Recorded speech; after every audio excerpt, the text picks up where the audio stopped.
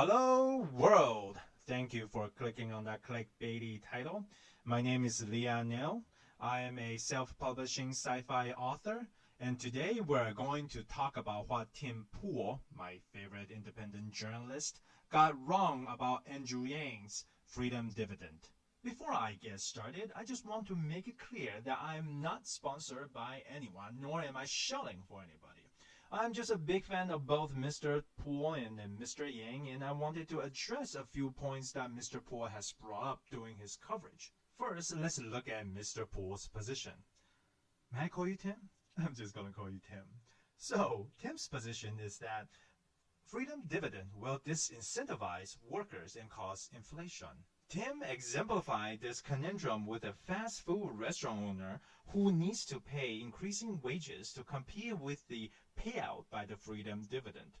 Because from the worker's point of view, the worker could live off of $1,000 a month and therefore would demand more incentive or more money to go back to work. What Tim said is true. In fact, it's true for any competitive economy. Though true, that's not the whole picture. It really goes back to why we need a freedom dividend in the first place. Let's take a look at that fast food restaurant example again. As an employer, I can either pay more to the worker or I can invest in a machine that pretty much does the same thing. That's the point. Not only is the owner competing against the government for labor, the workers are also competing amongst themselves and against machines for the same job. And even if the worker wants the job might not exist in the future. So the picture is way more complicated. Let's look at some likely scenarios. First, we must acknowledge that there will be a population who just wants to live off of the freedom dividend. They might not be the most productive part of the society, but at least they should be content, or more content rather, and less likely to sabotage it. Second, the freedom dividend will accelerate the adoption of automation in certain industries because either due to the increase in the labor costs or the decrease in the labor supply. Third, it will increase immigration, both legal and illegal, simply because immigrants can be more competitive wage-wise and some would like to receive the dividend themselves. And number four, this is the most important one. Even if the freedom dividend only helps 1% of the population to become small business owners, this 1% of the population would increase the number of employers in the USA by about 50%. So, let's check my math. So, there's currently about 327 million people living in the United States and 5.6 million employers. So let's say about of the 327 million, 280 million is of working age, and 1% of them become entrepreneurs. Now that 1% would translate to 2.8 million new businesses, which is roughly a 50% increase from the 5.6 million. Now whether this is worth it, well, I'll leave the question to you. Tim also mentioned that the freedom dividends would have an inflationary impact on the economy, which would negate any increase in income.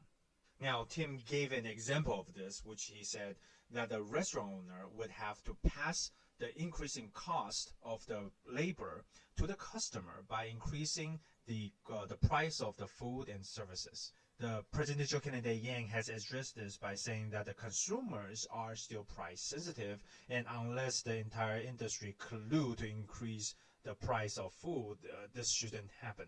I think both Andrew and Tim are right. I do think that the freedom dividend will cause inflation. However, I don't believe it's a permanent inflation that would completely wipe out the gains from the freedom dividends. I think it will be a limited one, and here's why. Let's go back and look at the restaurant owner example.